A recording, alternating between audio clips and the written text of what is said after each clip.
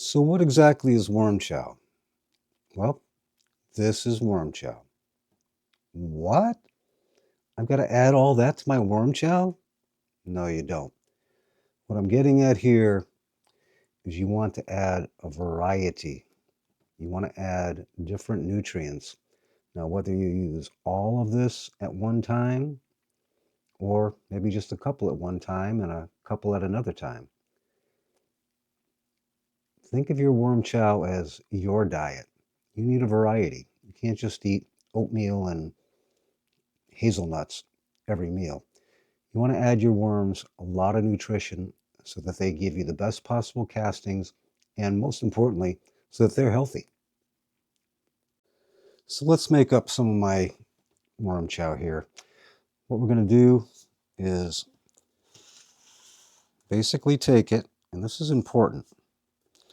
This is old worm chow. This is stuff I made up a couple of weeks ago, and that's like the end of it. But the reason why I say it's so important is that this worm chow has had the time to get more bacteria added to it. There's already billions of bacteria in there. Breaking that down, and it's going to make it more accessible for your worms as soon as you put it in to their bin. This tea right here, that white stuff you see, that's again, I take my tea bags. I drink a lot of green tea, and I take the tea bags, I put them in a bin. Out of the bag, I tear the bags open, save the bags for the worms later on, and I let it mold up like that. And what we're going to do with this is basically add it to everything else that you see here. Hazelnuts, good protein source. The worms love it. Go kind of. I want to talk about the comfrey a little bit more in a minute. Oatmeal, just plain ground oatmeal. I use my little coffee grinder to grind it all down. Peanut shells, slow food. Again, it's one of those things that the worms really enjoy. It takes them a little bit longer to break it down.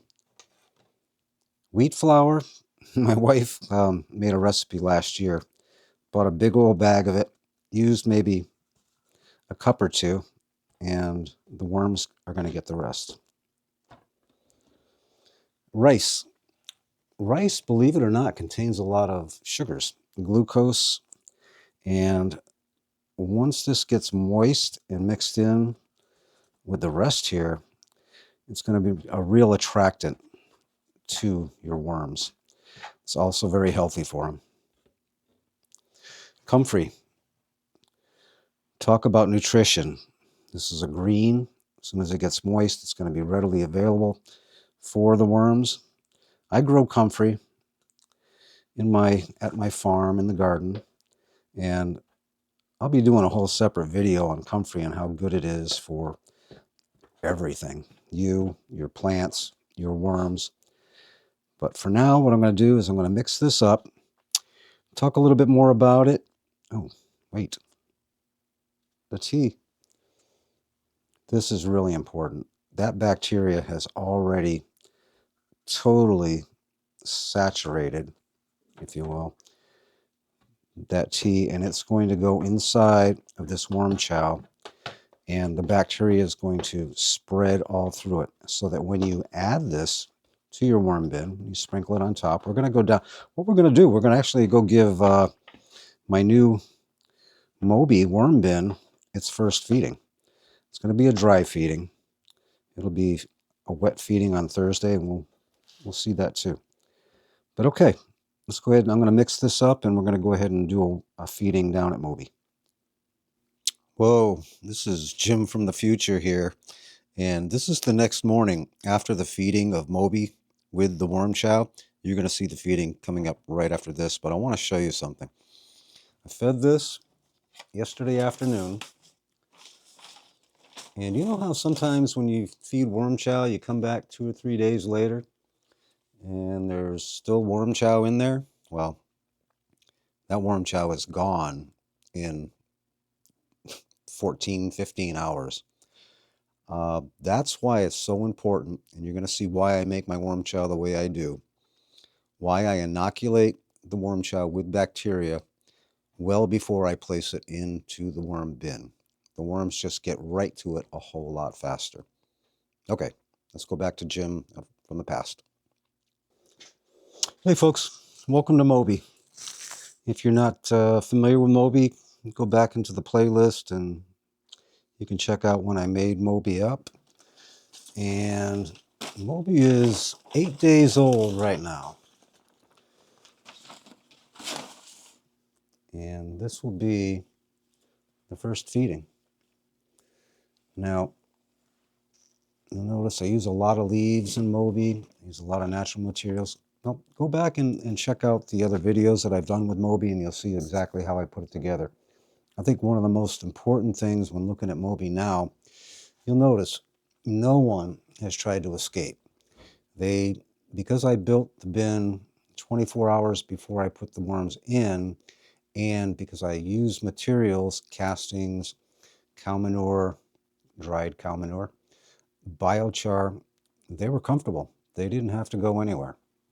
But what we're going to do today is give Moby the first feeding of the worm chow that I just mixed up. I'm not going to give it a lot. Everything else that's in this worm bin is already food, from the castings to, or the old castings, the new castings, that I did put some in there also, and the cow manure is quite a bit for them. But I do think that they're hungry.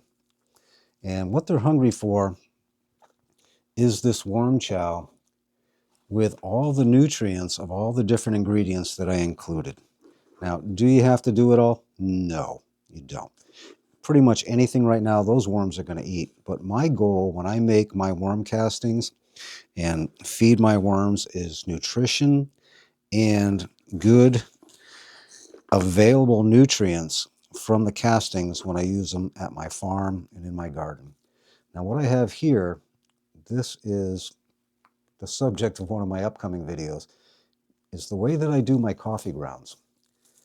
Again, coffee grounds are fantastic for worms, fantastic for your garden, but the microbes have to be able to get in there first, because if you just put them on straight on, right out of the coffee pot, they're sterile. So just like the worm chow that I put in there, that I made sure that it had ingredients that had already been allowed to be worked by the microbes, these worms are going to find this immediately. They're not going to ignore it. They're going to jump right on it and eat it, be able to eat it, because it's going to be partially broken down already.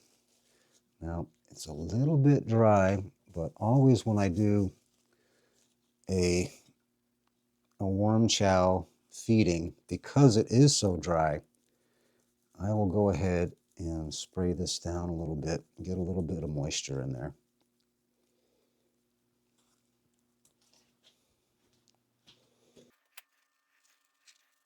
Definitely moistening the worm chow and the coffee grounds is going to entice the worms to get on them a little bit quicker.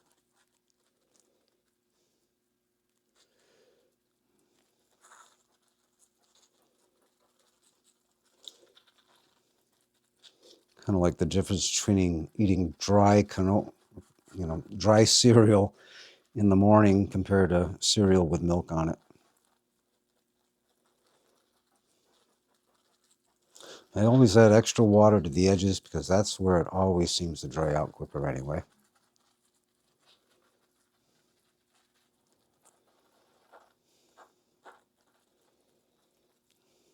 Got my trusty bacteria fungi filled log there too. Give it a little bit of water. So in this video, folks, what I want to try to get across is you want the nutrients. Whatever you add to your worms is whatever they're going to produce later on in the cycle. So the more nutrients that you can give them, the better. Some of you may be asking, well, how come no eggshells? How come no azomite, rock dust? I do that, but not every feeding. I think you can add too much of that, and then you're just pretty much wasting money. but I do at least once a month, sometimes twice a month, add a small amount of eggshells. Eggshells help to add calcium, other vitamins, nutrients, minerals, and it also helps to help the pH level, minimize the pH level. I feed my bins a lot of vegetables, which is going to lower the pH, make for a more acidic environment. So the azomite and the eggshells definitely work for that. I also, every once in a while, probably every 2 months or so, I'll add wood ash. Now, why don't I add lime? Well, number one, you got to buy lime. I don't have to buy wood ash. I have wood stoves, and it's not as fast of a reactor to helping out with the pH, but it does definitely work. So let's close Moby up. And one of the other things I do, because I'm down here where the wood stove is and the furnace is, I've got paper. You can see already where they've started to eat through the paper. They were hungry. That's how I knew they definitely needed to be fed. There's about 3 pounds of worms in here. Been 7 days since they were put in the bin. You know what? Let's just take a quick peek. Oh yeah, they're in there. They're doing fine. All right, good night, Moby. Folks, if you're more interested in watching videos about the way I go overboard on feeding and taking care of my worms and producing the castings that I produce for my farm, please subscribe. Give me a like if you got anything out of this. I thank you very much for watching, and I'll see you again soon.